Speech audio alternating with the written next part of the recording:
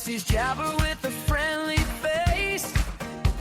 Welcome into your favorite space. If it's on his mind or it's in the air, and you've got a minute, drag up a chair. It's a little bit of this, a little bit of that. Stay a while and enjoy the chat. Jesse's Jabber, Jesse's Jabber. Time goes by and life goes faster. Take a minute just to clear your head. Maybe there's comfort in the words that he says. Going through life with his kids and his wife. Throws in sports and some PS5. No hot takes, he just shoots it straight. Just a regular guy at the end of the day. If you found your way through the endless noise and clatter, listen in, maybe tell a friend. This is Jesse's Jabber.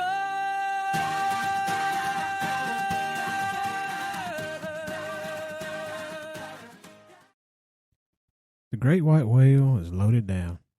Bag chairs, hoodies, blankets. There's probably a soccer ball rolling around in the back somewhere, and at least one half-empty drink bottle that nobody will claim. There's a thin layer of red clay baseball dust all over the outside, and let's be honest, probably the inside too. The 12 are quiet, and one by one, hopefully drifting off to sleep. Thanks for spending a few minutes with me today. We don't slow down much around here, especially this time of year. But the other day, I was sitting around just watching life happen, and something hit me. We've all been taught a version of leadership that's incomplete. We've been taught it looks like titles: boss, manager, coach, supervisor. We've been taught it sounds like authority, being the one in charge, the one making the calls, the one telling people what to make happen. And sure, those roles can involve leadership, but they don't guarantee it. We've all seen it before. People with titles who don't lead anything. People in charge who don't inspire confidence. People with authority who nobody wants to follow. And on the flip side, we've all seen the opposite. People with no title at all who quietly set the tone for everyone around them. They don't announce it. They don't demand attention. But people notice them. They watch how they handle things. They pick up on their habits. They mirror their responses. Because a title might give you authority, but it doesn't make people trust you. And trust, that's where real leadership starts. This is Jesse's Jabber. Outnumbered, overstimulated, and on the mic. Let's get into it.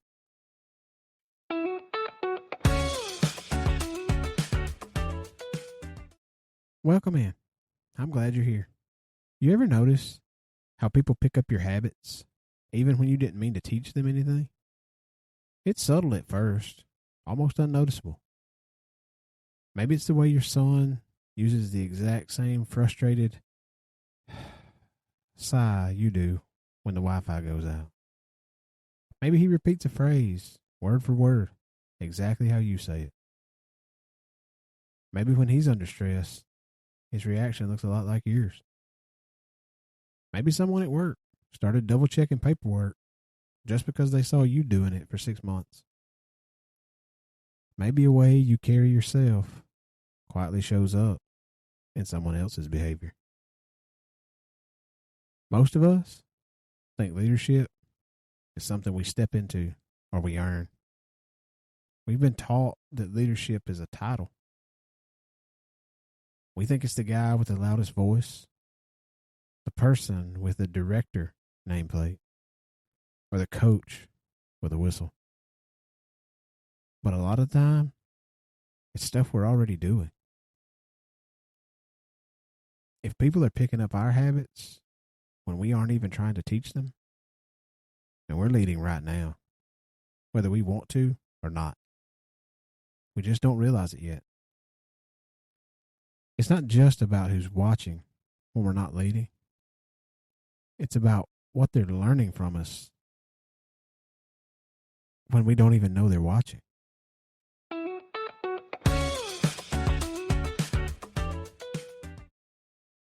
I've spent many years in customer service, retail work, park service, and public service. If it's one thing I've learned, it's authority is a tool, but influence is a lifestyle. We see it everywhere once we start paying attention. We see it in our coworkers.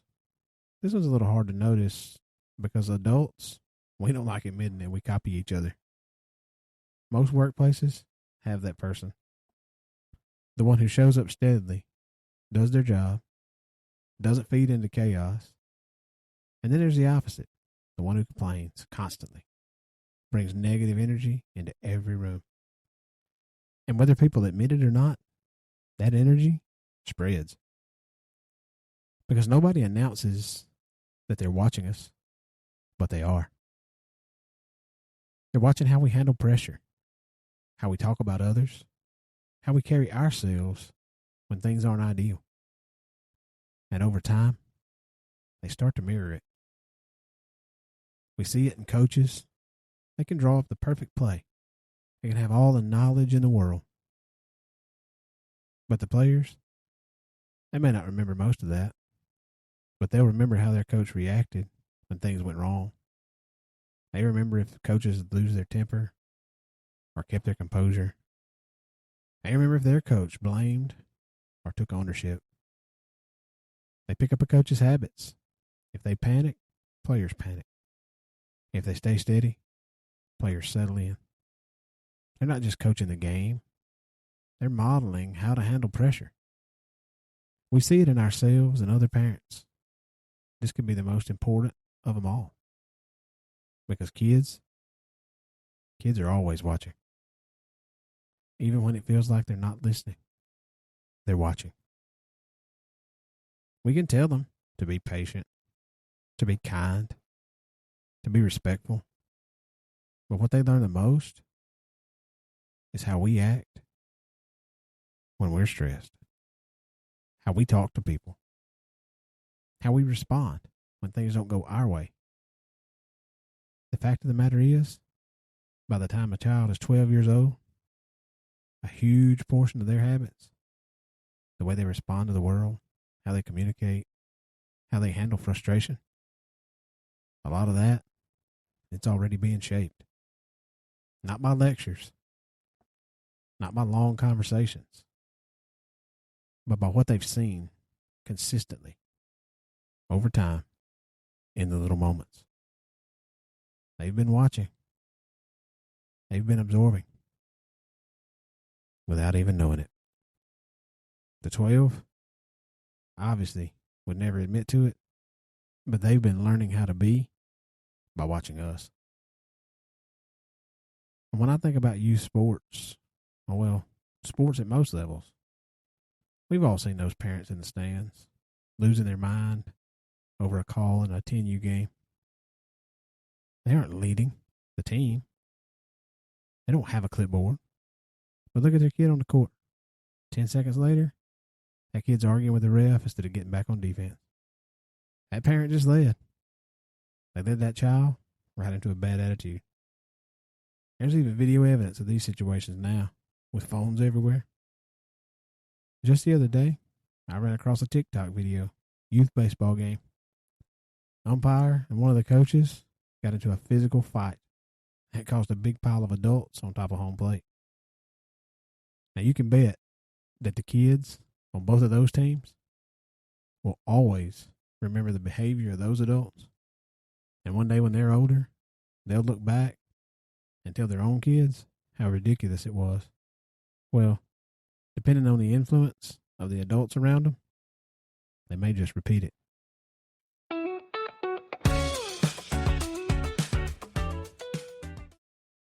We're always building sort of an invisible resume, a collection of things that people know about us that aren't written on a piece of paper.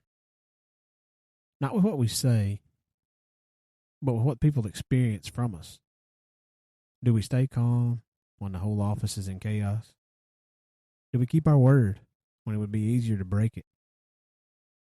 Do we treat the person cleaning the floors the same way we treat the person running the business? People, especially our kids, our family, our friends, and our coworkers, people are habit sponges. They aren't listening to our speeches. They're watching our patterns.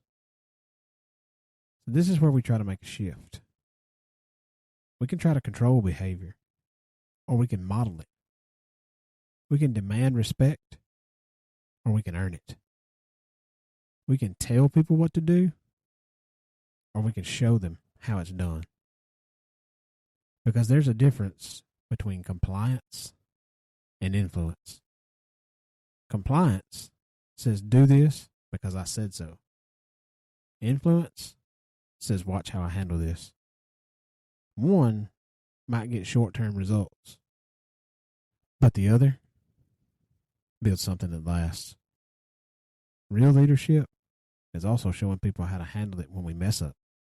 If we lose our temper and then we go back and apologize, we just taught everyone around us how to take accountability. That's a habit worth passing on. People might listen to what we say, but usually they'll follow what we show. It's easy to miss that we're always showing something. Even when we're frustrated, even when we're tired, even when we think it doesn't matter. Those are the moments that tend to stick the most, because whether we meant to or not, we've been setting an example through our habits, through our reactions, through the way we move through everyday life. And somebody, somewhere, has been picking up pieces of that.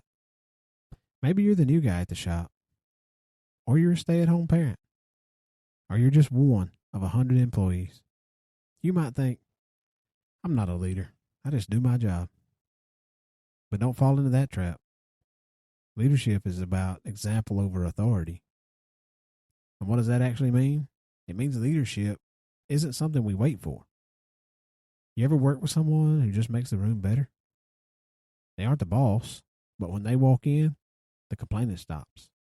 When they start working, everyone else picks up the pace just a little bit. That's leadership from the middle. We don't need a role. We don't need recognition.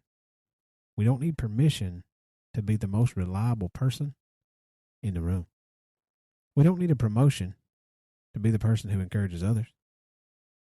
It shows up in how we respond when things don't go our way, and whether we take responsibility or pass the blame, and whether we stay grounded or add to the chaos. It's in the small stuff. Owning a mistake, treating people with respect when there's nothing to gain from it. No spotlight, no applause, just choices. And those choices, they build a pattern. A pattern that becomes something people recognize, something people trust, something people follow, whether they realize it or not. Because leadership isn't loud, it's consistent, it's steady, and it's happening in moments that don't feel important at all. If we wait for the title to start leading, we'll probably never get the title, because the people who give out those titles are looking for the person who's already doing the work of a leader without being asked.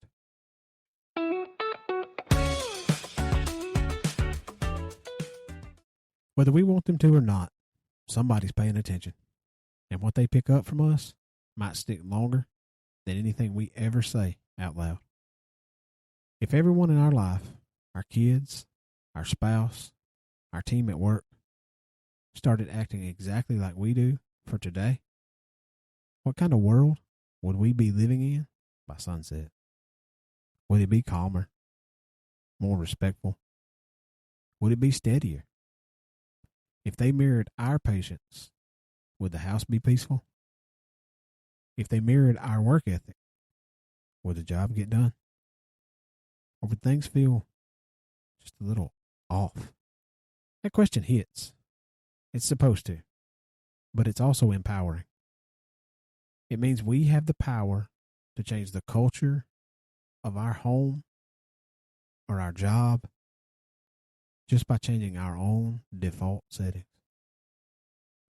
So be mindful of the small moments, the way we respond, the way we treat people, the way we carry ourselves when things aren't going our way.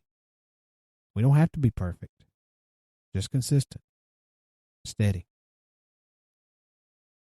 Because leadership isn't about being in charge. It's about what people take with them after they've been around us. Leadership isn't a coat we put on when we get to the office and take off when we get home. It's the skin we're in.